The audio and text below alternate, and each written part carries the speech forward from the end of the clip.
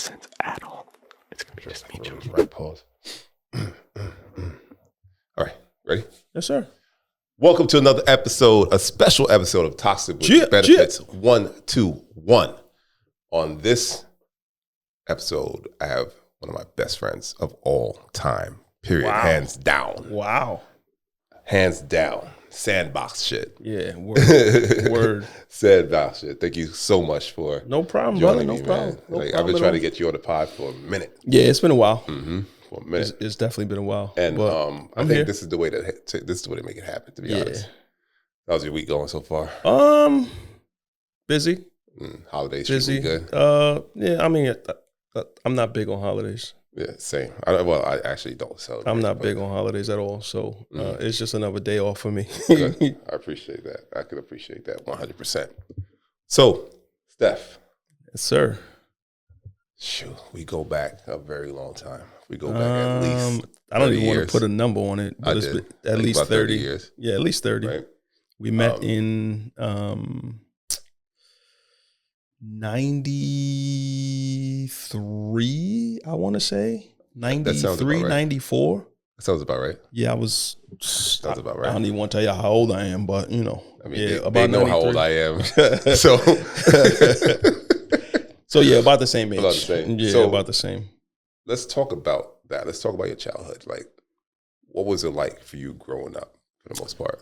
I mean, I'm an only child. I was an only child until my dad decided to have, more kids. To be honest, childhood was cool, man. We was outside all the time, just being rambunctious, getting in trouble. We played a lot of sports. Yeah. And obviously, we were basketball junkies back then. So, no issues really. Like, I mean, we did the typical, Brooklyn kid shit. Yeah. We was outside, you playing manhunt, just, being rambunctious, messing with girls, just, being kids, man. We were kids. 100%. Yeah, we were children. So I think when you moved into the building, I think that's when I started to take basketball a little more serious. yeah, because I was cooking niggas. Yeah. Yeah, you were cooking. And your jumper was just wet. My jumper's still wet too. Yeah. Anybody want to smoke? Go It's to him. always the last. Not me. Like it's always the last thing to go. Yeah. I think even when we watch basketball today, in our time of watching basketball, you watch your favorite players get older and you realize that they start to augment their game towards the jump shot. Correct. Like your guy, MJ, he kind of Here as we he go. started to get older, Yeah. he started to get that mid range. fadeaway. The Mid range was his crazy. midi was crazy. Yeah. But we all know how I feel about him. Let's not start that. Speaking of that though, right? At some point, you started to lean towards basketball, right? Yes. What was the inspiration for that? The sense of camaraderie I feel like was like really, really high for me. With you could tell a lot about people by how they play basketball. If they share the basketball, they're naturally, forthcoming and giving in their personal lives. If they're selfish on the floor, then, gradually they'll be selfish in their, personal lives as well. Then you had the lunch pail guys that come in. Yes, work like hard dirty and- work guys that work hard, and that's just, it's to a lot of young people. Like you could tell a lot by people, by how they play basketball. But again, the sense of camaraderie I feel like was the biggest thing for me, and it was just we spent hours and days just working on our games, and we all wanted to go to the league, obviously. Yeah, I had that dream. Some more than others, but it was just a fun time. It was just happy-go-lucky, no, responsibilities really, no bills. No, you just wake up and just be like, I'm gonna be in the park all day today, and we would just go. But that was basketball. Also, like I made lifelong friends playing basketball too. True. And consequently enough, like I just came from dinner with all of them.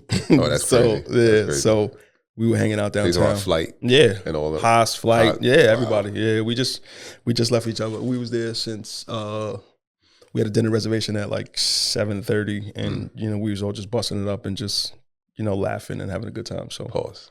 Yeah, pause. That was wild. Oh my God, this is so childish, but we can't let it go. Listen, we can't. I blame the other podcasts. Yeah. Like it's just so hard. I mean, see, pause, yeah. right?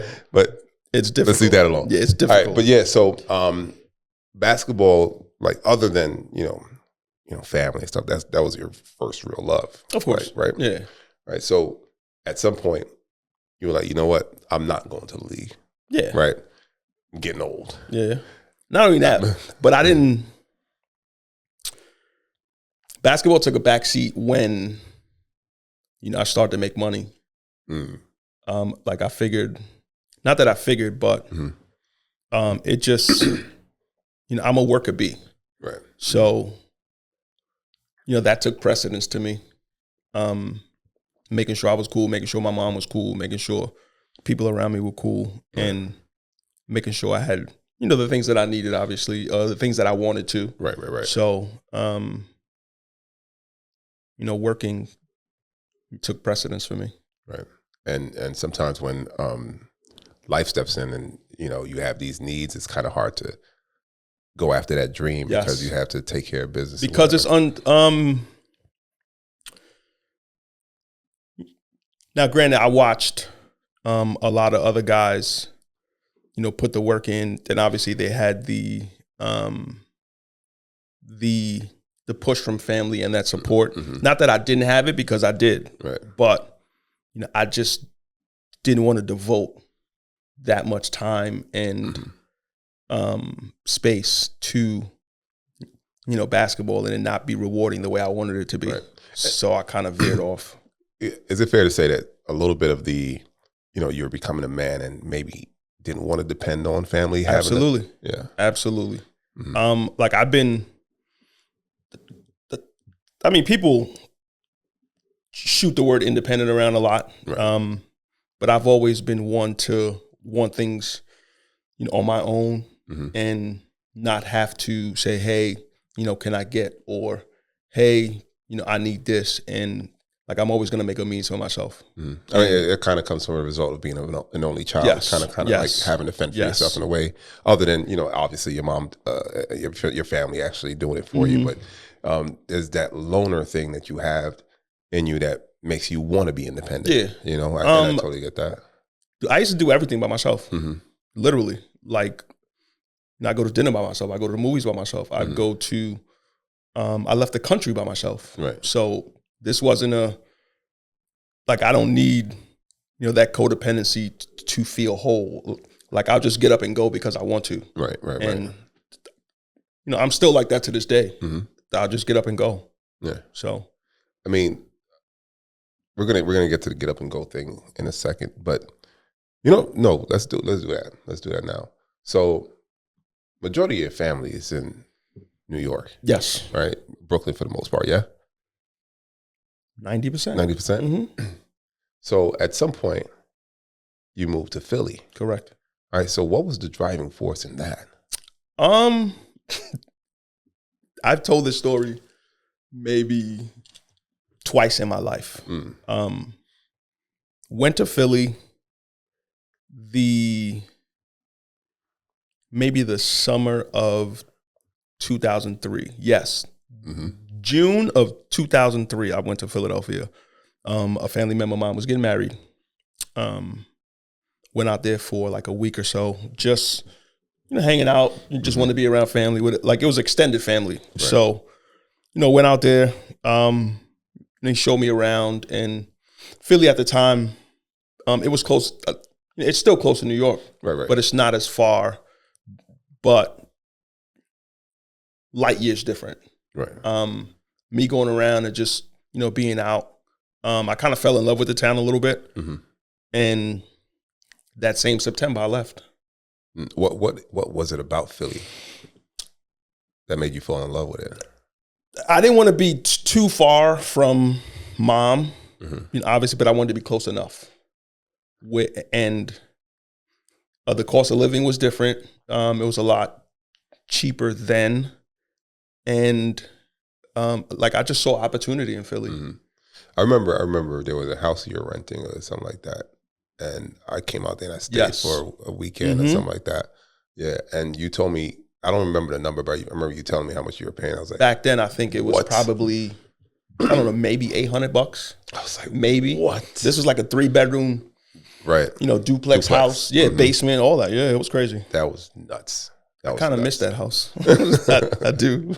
So, all right. So now you go from New York to Philly, and as I said earlier, basketball is your first love, but then you fell in love with something else, right?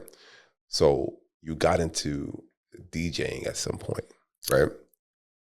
And it seems to be something that you really love doing. Yeah. It's something that became a passion. Yeah, absolutely. How did that happen? Even as a kid, I played, growing up in Haiti, I played the drums as a kid. I didn't even know that. Yeah. A lot of people didn't know that. I played the drums as a kid. I have pictures and so many pictures of me as a kid just playing the drums. And I used to really, really be enamored with the drums. I was always musically inclined. So my mom, my dad even would play certain songs in the house, obviously, and it would resonate with me. So, but growing up here in Brooklyn, I hung around a lot of DJs and the sound system culture with, sound systems and, things of that nature. Even your brother was extremely instrumental with my love of this DJing culture. Right. Because even as a kid, watching when we were younger, he would collect vinyl like nobody's business, and he would keep you guys up at night all the time but I never really wanted to jump out the window and just kind of do it myself. I was kind of honing the craft and just kind of doing the knowledge on the music. So when I got to Philly, the opportunity opened up itself, and I still remember my cousin ended up buying a club in Philly. I remember. So he called me. He was like, "Yo, I need somebody to play music." And at the time, I would, be collecting music as well. Just, random things. I would go to thrift stores and find, CDs. Back then it was CDs, obviously. So, I would just collect music. And I just had maybe 3 or 4 huge books of CDs and stuff. And, I remember when he opened the club, we didn't have controllers, turntables. He had CD decks, and I would play for hours on CDs, and it would be seamless. And nobody would know I would be playing on CDs because they just automatically assumed I had turntables. Right. And that's when I realized I could do it. And off and running since. Sheesh. And it's been a really long time. Right. It's almost as soon as you got to Philly. Nah, it took a few years. A few years? Yeah, it took. I got to Philly in 2003. I want to say maybe 2006, maybe 2007. That's not. Yeah. It's not a long time. Right. But it's long enough. Yeah. But when you're on the outside looking in, you're thinking, all right, he left. Yeah. He's a DJ. That's how it looked. Yeah, that's how it felt to me. It happened quick. It did. A couple years feels like a couple months now. But the thing is, the reason why it felt that way is because you were honing in those skills while you were still in New York. Yes. So in my head, you were already a DJ. Yeah. But I just wasn't, officially a DJ. Yeah. And how's the DJ thing going for you now? As we speak. I'm booked a lot. A lot. I'm thankful that a lot of the promoters that I've made relationships with over the years, they entrusted me to handle their parties a certain way. I don't have an ego when I'm a DJ. Right. I don't have an ego in my real life either. Yeah, you never been that guy. So and what I wanted to mention earlier, which I forgot, even on the court, as good as you were, you weren't one of those guys that were on the court just angry when you're losing. You held your composure at all times. So I'm assuming this. I don't take myself seriously, bro. You know me. Right. I don't. With there are things that I do in my, professional life where I have to take myself seriously. Of course. But for the most part, I'm happy-go-lucky, always smiling, always laughing, always cracking a joke. But music just, it plays a role in my life now that it's more fun than anything. Right. I wouldn't necessarily call it a hobby because it's not, because I do it professionally. Mm-hmm. But I would, I tell all my promoter friends, like, I would do it for free. I'm just good enough to get paid for it. There you go. There you go. Honestly, been my line for years. Right. I would do it right there for real. Like I would do it for free. I would because I love it that much. Right. But I'm good enough to get paid for it. That's the perfect way to put it. And that's how I feel about this. What I do here with the podcast is like, I love it. I love it. I love it enough to do it for free. You gotta love something, but man. You do. Passion is important. Super important. Passion is important. Yeah. So once I stopped loving, I stopped playing music for 5 years. Word? Yes. Yes. So that actually segues into the next question I have. So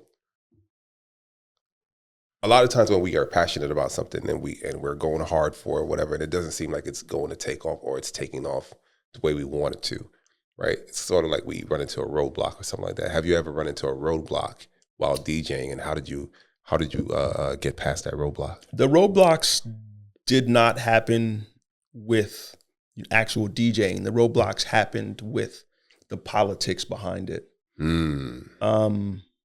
Like, it got to a point where the little tricks that, other DJs would play and, promoters would play, like, it's like, we could sit here for hours and I can tell you stories about, little ploys and little things that, people have done, backbiting things. And I wouldn't even call it hater because it's beyond hater things.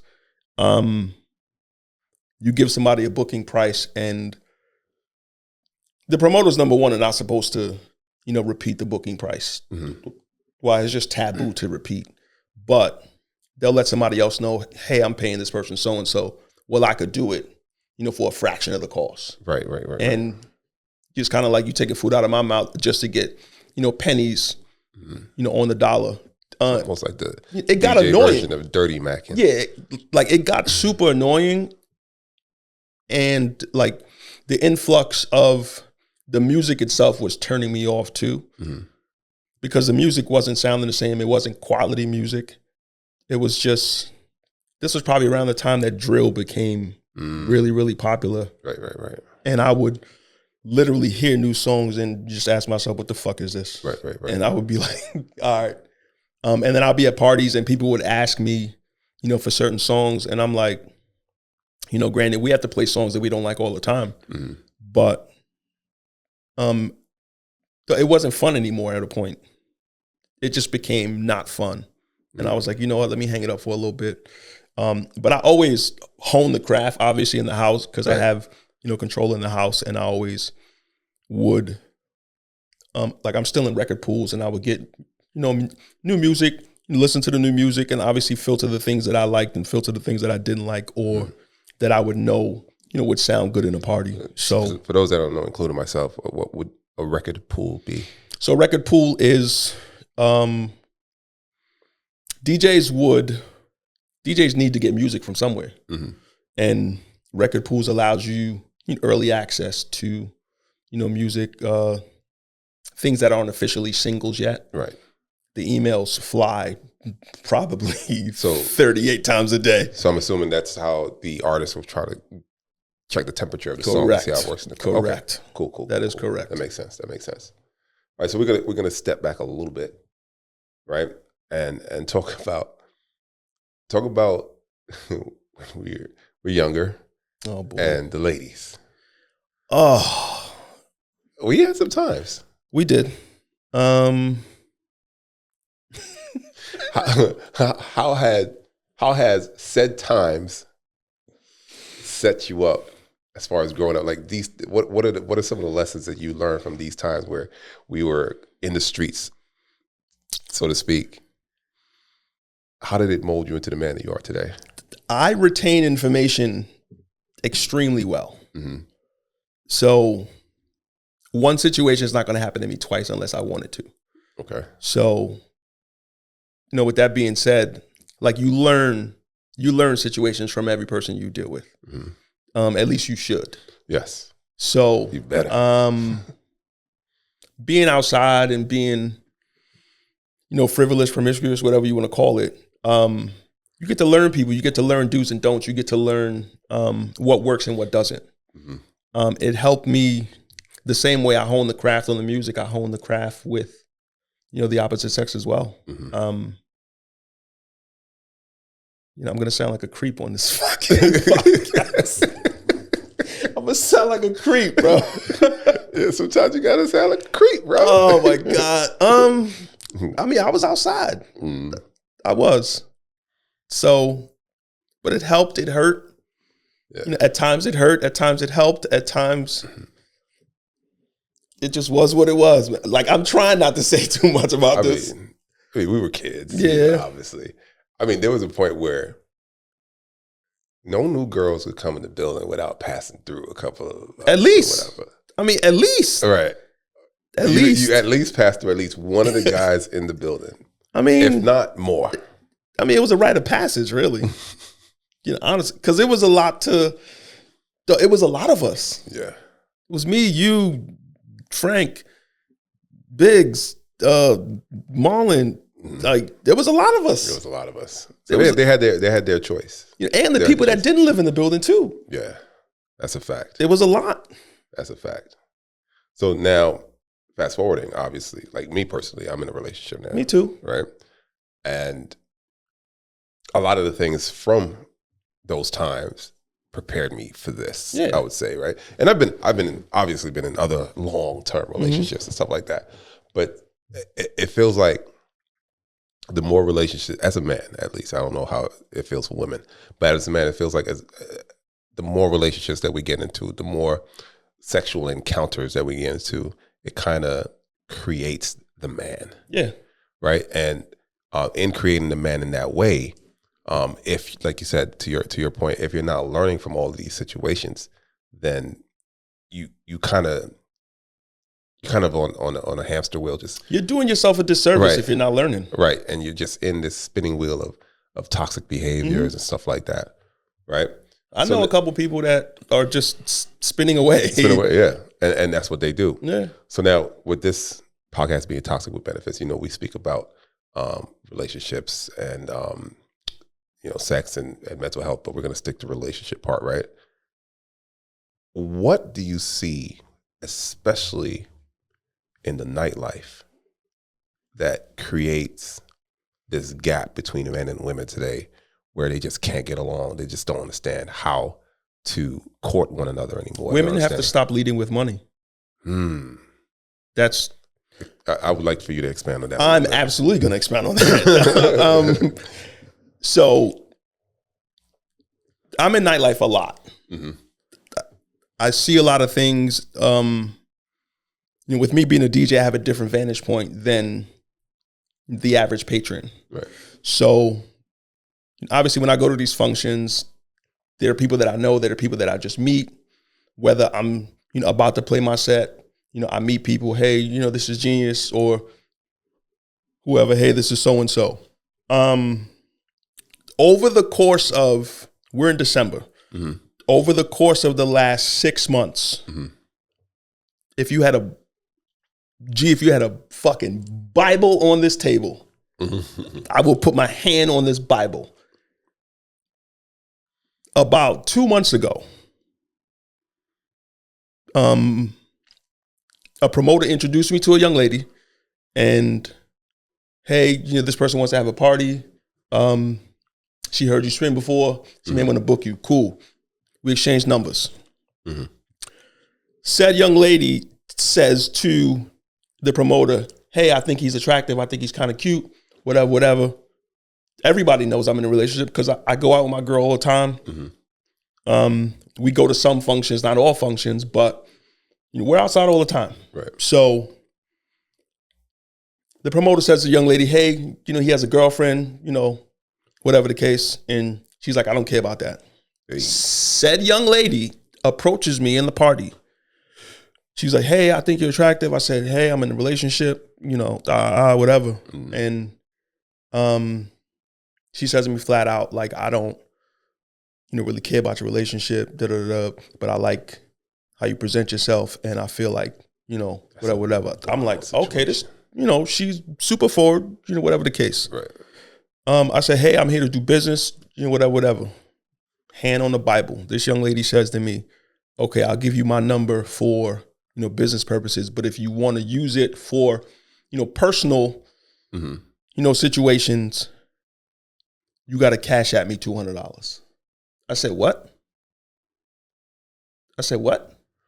She's a prostitute. That is crazy. A spade is a spade, bro. That's great. But you know what? I feel like if you would have gave into the advances prior to saying you had a girl, then I'm a sucker. Yeah, you are. But I don't think she would have tried to charge you either. Maybe. I don't think that's so. Either here nor there. I don't know. I do agree with the leading with money thing because I also feel like the guys that tend to lead with money typically don't have the riz necessary they to corn, bro. Right. They corn muffins. And I think that's where women go wrong, right? They try to get into these situations by leading with money or speaking to men that lead with money and realize there's no real substance there. It's all superficial. Leading with money is never in your best interest.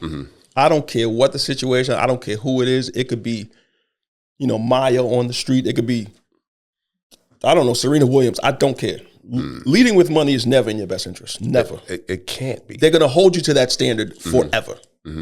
I had a guest on the show earlier this week, and she stated that, she was talking to this guy, and it was just literally via text message, and they've seen each other one time in person, and it wasn't an intimate situation. Like they didn't. It was just like a passing by, or right. So they, what she said, they were having a good text vibe. Whatever the fuck that means. Right.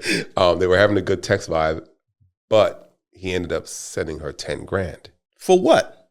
Just because. Oh, nah, you bugging. Right. So he sends her 10 grand. That's tuition, bro. Right. He sends her 10 grand, and then you're done. Down the line, you're done. She says, hey, I was thinking maybe we could take a trip to Dubai.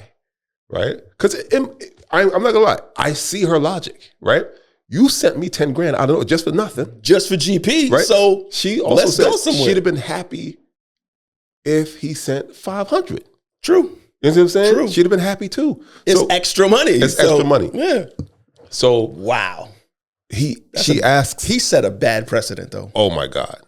So she says Dubai, and all of a sudden he's stumbling and bumbling and can't really do it. You sent 10 bands, bro. I think he hit a lick. And was like, yo, let me. And he tricked off like that? That's what I think, man. Nah, bro. If you can't keep that shit up, don't start it. Bro. If I hit a lick, the first thing I'm doing is paying off my car.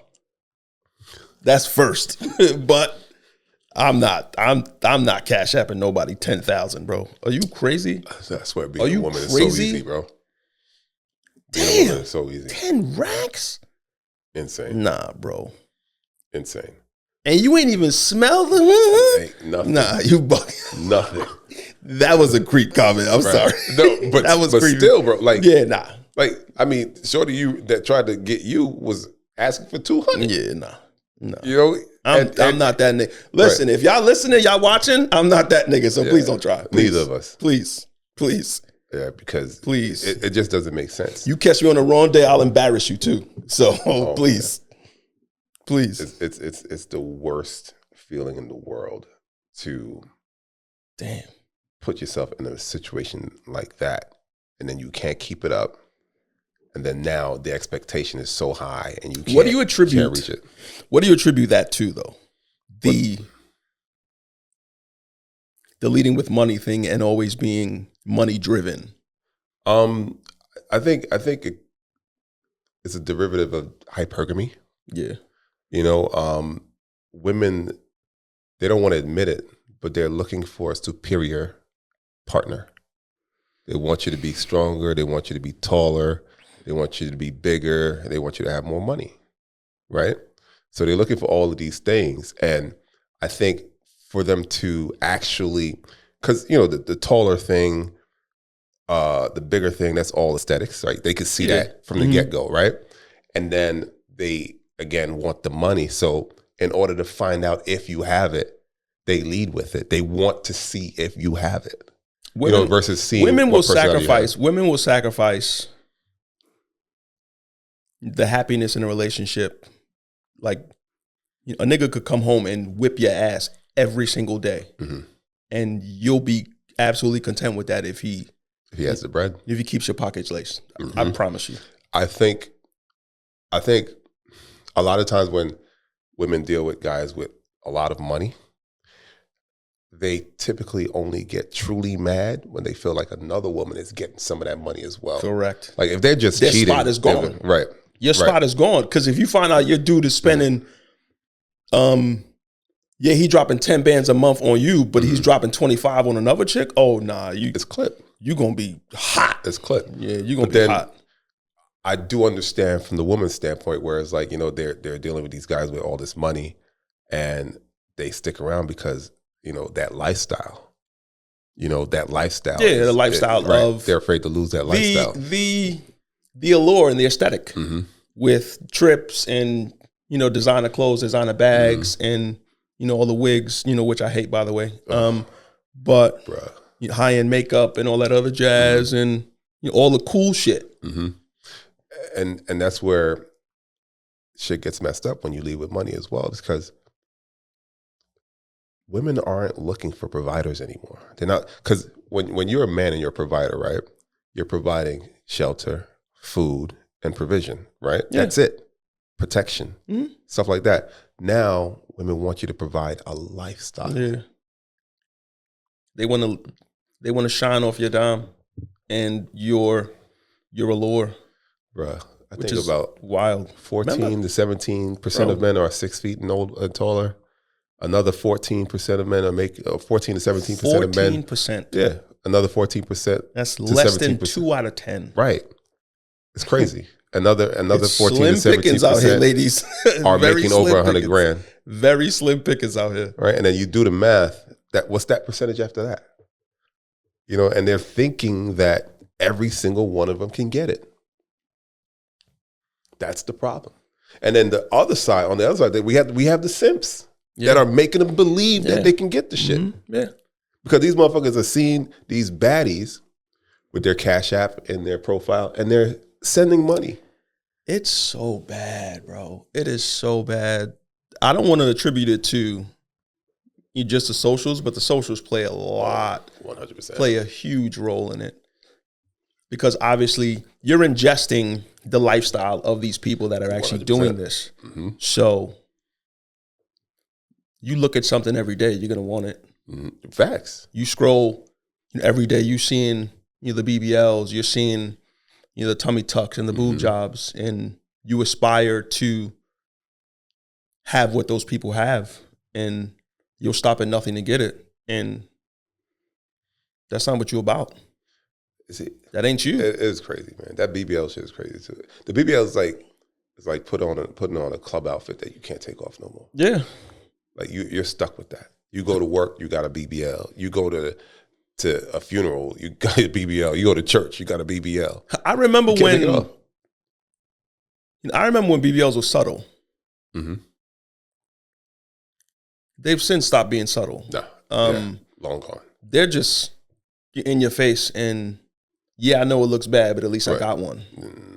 And it you look crazy. I don't know what the rite of passage is to that. I feel like they think it's a rite of passage. I appreciate a rite of passage to what? You get a BBL, but you fuck with the same niggas. Right. I feel like you hustling backwards. A BBL should be an investment. Like if you're a stripper, get a BBL. Yeah. Why not? If you're on OnlyFans, get a BBL. Why not? But if you are an RN, I know you could afford it. Because RNs, I think RNs what you trying to appeal the new patients? Yeah, that's where are you going with it, bro? Man. Where are you going? You're in the same circles before and after you get the surgery. You spent thousands of dollars on the surgery just to be in the same circles again. That's crazy. To potentially outshine your friends. You leveled your body up, but you're not going to level up your surroundings and your actual lifestyle. Same people. Yeah. Same people. Same shit. Women don't do it. They don't do it for men. It's obvious at this point. I don't think they do. I think they do. They believe they do, I think. Right. Too. I think they think they do. And then when they don't have a man, right, then they say they do it for themselves. Right? That's cap. The makeup. That's cap. The eyelashes, the wigs, the BBLs, all of this stuff. Like, why are you out here trying to impress other women? I don't get it. Well, hold on, I'm going to ask you a question. Mm-hmm. You're going out to a party on a Saturday night, Mm-hmm. and like it's me, you, it's Frank, Marlon, Mm-hmm. whoever. You fit fresh, you go get a cut, you smell good, your clothes fitting right. Who you doing that for? Not me. Who you doing it for? I'm doing it for the female gaze. Correct. Yeah. Now, if women would tell you, hey, Gladdy, I don't like this, I don't like that, what you gonna do? I'm going to switch up. Correct. And that's where women miss the point. Right. We tell you, hey, I don't like the wigs. Hey, I don't like the makeup. Mm-hmm. Not doing it for you anyways. Hey, I don't like this. Mm-hmm. Hey, I like the natural look. Mm-hmm. Whatever the case. You will completely ignore. Everything. Multiple men can tell you this too. Mm-hmm. You'll completely ignore those multiple men to do what the 9 other girls that you want to emulate are doing. Mm-hmm. Facts. All facts. And this is why I always say men typically love their women more than the women love the men. True.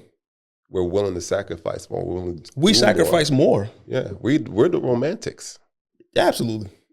Like, romance is billed to us. Romance feels good too. Yeah, it does. It definitely does. It feels amazing. Like, I feel like when I do little things for my girl,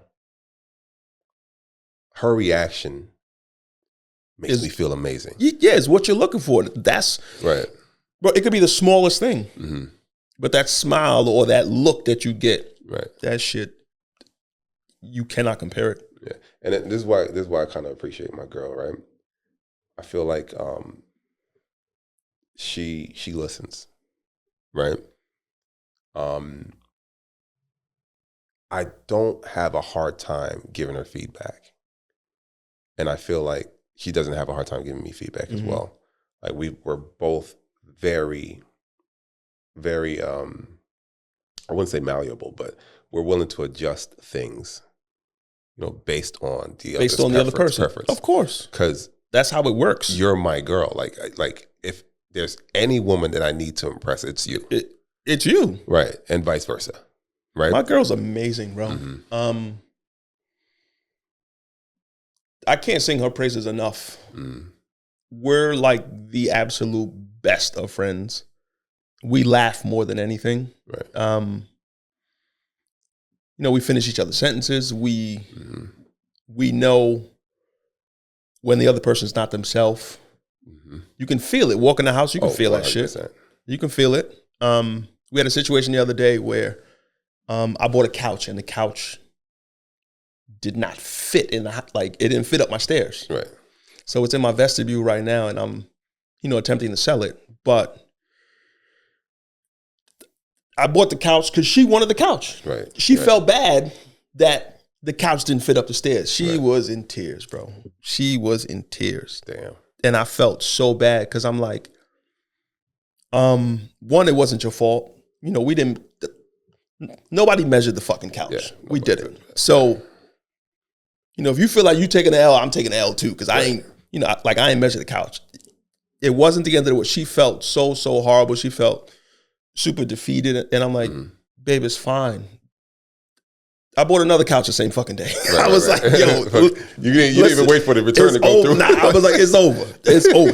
The couch is still sitting in my vestibule, bro. I haven't sold it yet, but I bought another couch. Right. But we get along tremendously. Like, I can't even remember what it was like to not have this kind of relationship with a woman. I cannot. Damn. Like, and I'm thinking back to, obviously as you get older in age, things start to make more sense to you. Right. Mm-hmm. You see things clearer, and I'm like, damn, had I been doing this 10 years ago, I'd have been, Bruh. Married already with, God knows what. You know what? It just makes sense for things to happen the way they do. True.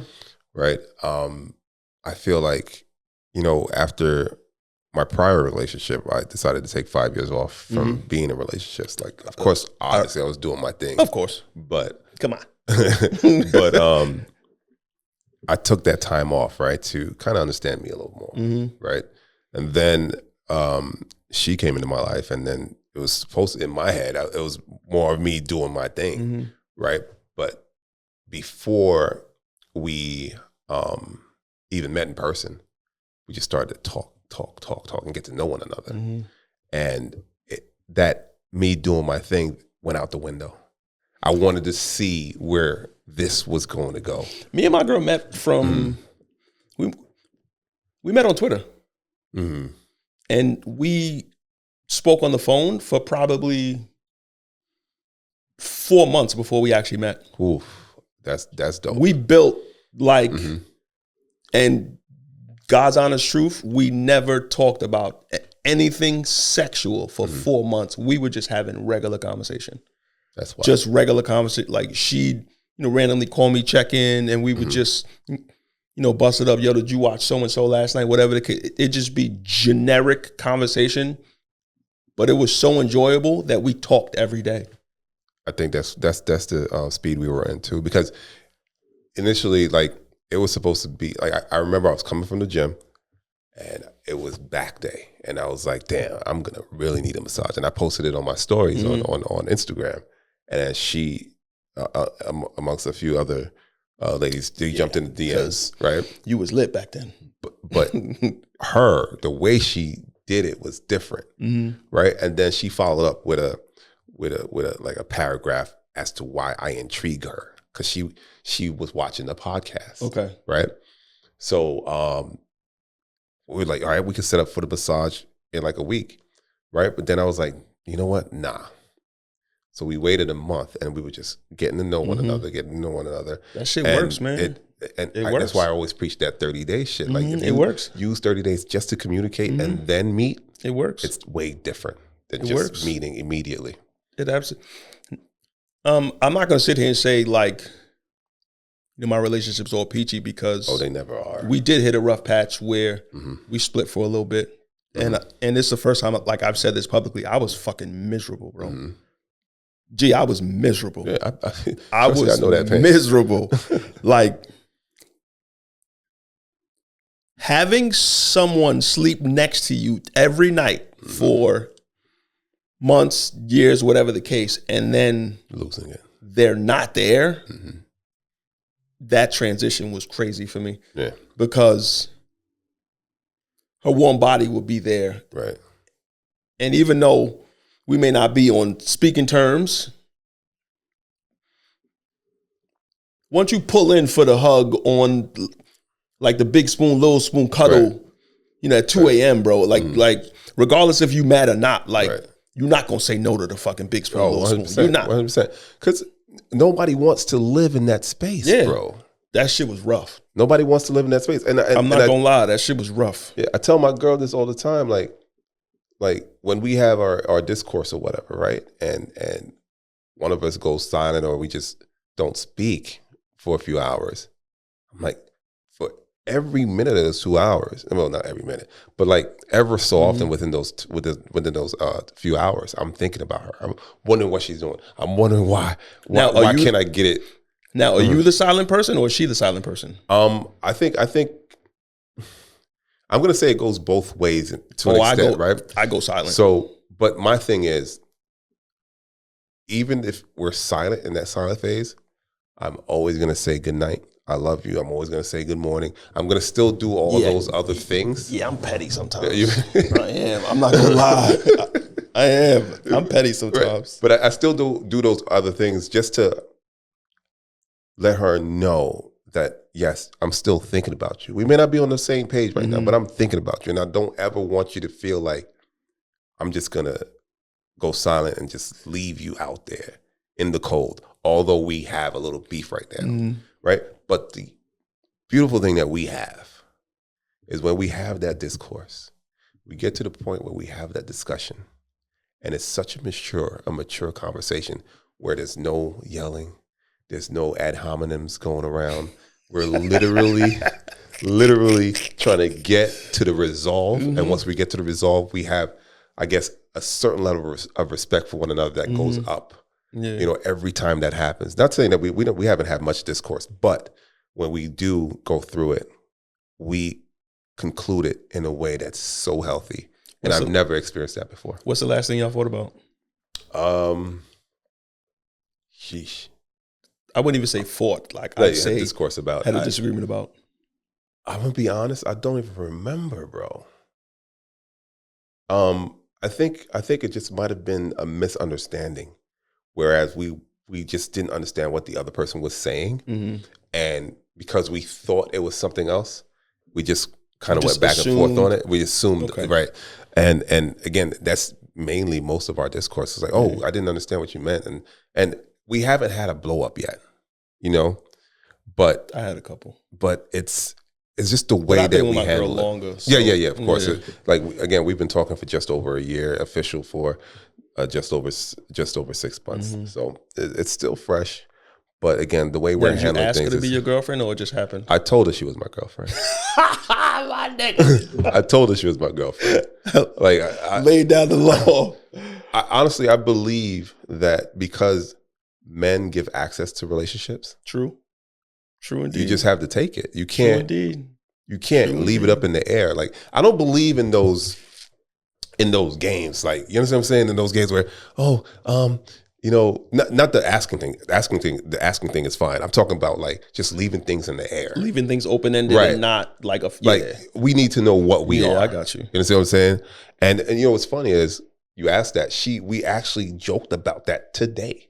Wow. She was like, "Yo, so you I remember you telling me that I am your girl. Like I'm not. Why am I gonna play? The fuck? Yeah. Why am I gonna play? Wow. You're my girl. That's it." And she was like, "Okay." She was like, "Bet." Yeah, it's up. It's up. It's up. I hate that shit. I hate that. Shout out to Cardi so B. bad. Oh my god, I hate that so bad. Oh my god, yo, I just hate ratchet shit in general. I'm good on ratchet shit, man. Some of it is funny. Yeah, some of it is funny, but some of it. It's just too much of it right now. But when it gets overbearing and too much, it just like I got nigga fatigue, bro. I ain't gonna hold you. So take your foot off the gas a little bit. Yeah, just a little bit. So, something. I mean, you already know this, but one thing that I always appreciate about you is that you show up. Always, right? And you know you don't let or didn't let distance come in between anything, right? You chose Philly, hour and a half, hour 45 minutes, 2 hours from here, not bad. So most of my audience knows this. I went through something 5 years ago, right? And it was a really, really tough time for me, right, in that moment. And an incident happened, right? And you caught wind, and you were all the way in Philly, and you drove all the way to New York to make sure that I was good, right? And although I have not been, and you got a couple of tickets, got pulled over a couple of times. I did, actually. I did. So although I haven't been in that space since that time, like I've been in such a great headspace. Good. Right? Obviously, there's ups and downs with life in general. You know, we ride it out. I've been riding it out, and I've been super proud of myself in that way. And I can say this. Obviously, I can't speak for everybody else, but I can say I couldn't be more proud of what you've accomplished in these 5 years. I appreciate it. And with just your spirit's different. Mm-hmm. I've been seeing you smile a lot more. Oh yeah, I'm way appreciative of everything, which right is now. always good, because I remember when you weren't smiling. Right. So I'm super thankful for. Dude, I still remember that day like it was yesterday, bro. Trust me. I still remember the day. I remember. I didn't even get through the text message. Yeah, I remember. I got maybe a sentence in it, and I knew what it was, and I panicked. Right, and you called. I panicked immediately. Mm-hmm. That was a rough day. Yeah, it absolutely was a rough day. I remember I walked out of work when I called you. Mm-hmm. In the middle of work. Right. Like I had a lot of shit happening. I didn't give a fuck about none of that shit. I think that was my last official freak out. Mm. Like I freaked out. And I didn't even think twice. I just jumped in my car and I left. Right. And I think about the time frame, and I was from the moving. time, yeah, I was from the moving. time that I was moving, bro. I was moving. You was there, and like I was saying, moving. in the past 5 years, going on 6 years, well, not going on, but the last 5 years, like, although I have been in a good space, that's the one thing that stands out from that day, is the sacrifice that you made. Why? Because it means so much to me, I'm always bro. gonna show up, G. Yeah, but you got to understand that situation was unprecedented. It's never happened before. Right? I'm always gonna show up for you,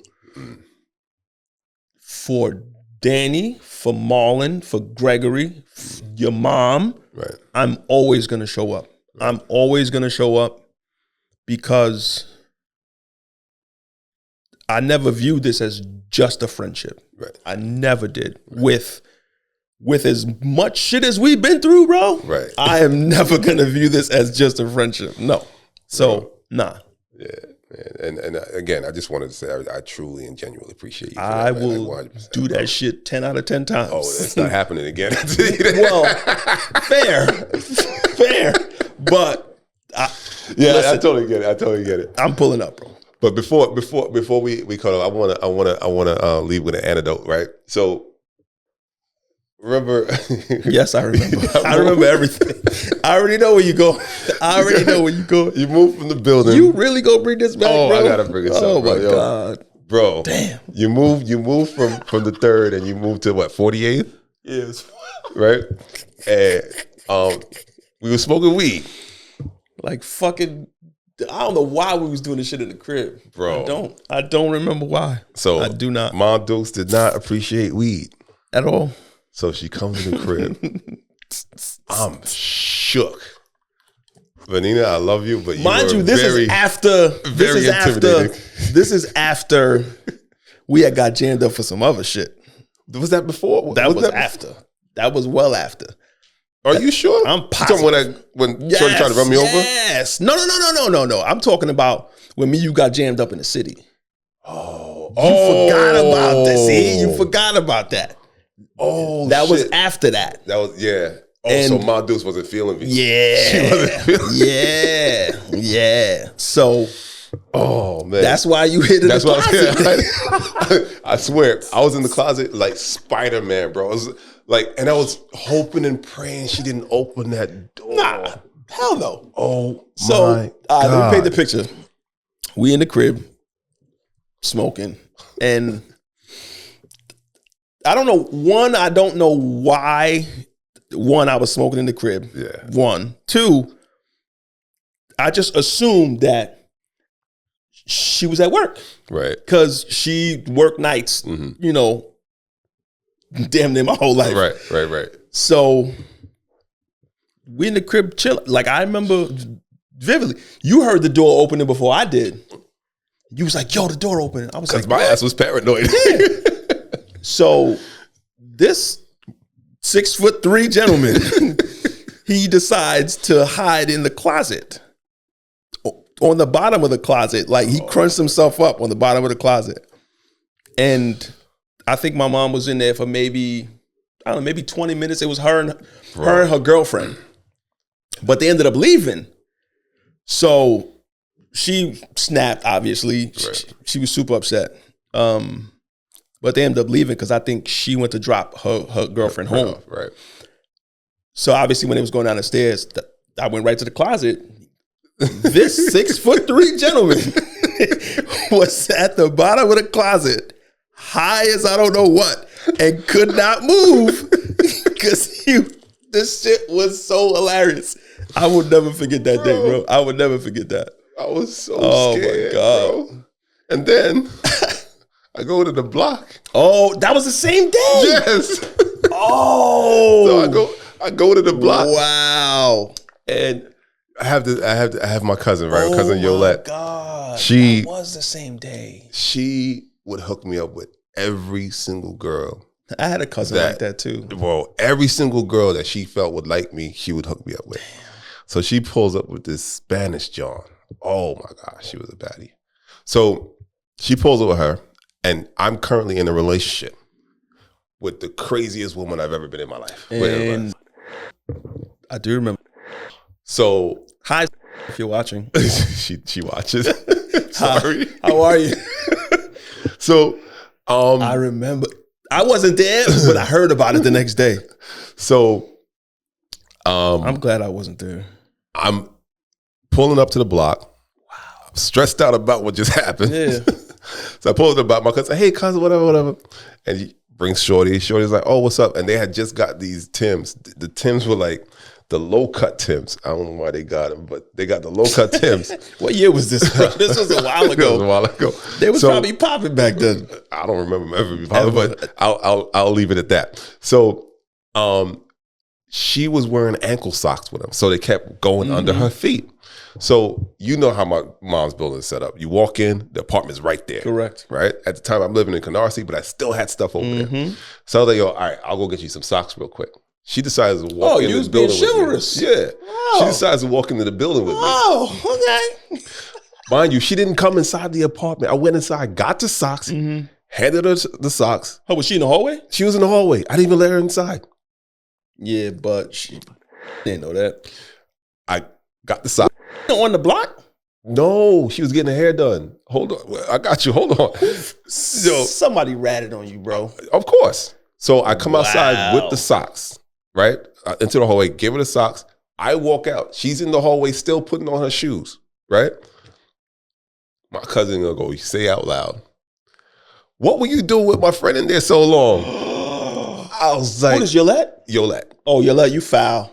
So, mind you, best friend lives on the third floor here, and her aunts live in that building right there. I mean, on the third floor on the other side. And they know y'all dating, and they know yeah. Bruh. So, yeah. 5 minutes later, somebody made a call. She pulls up on the block, hair half done.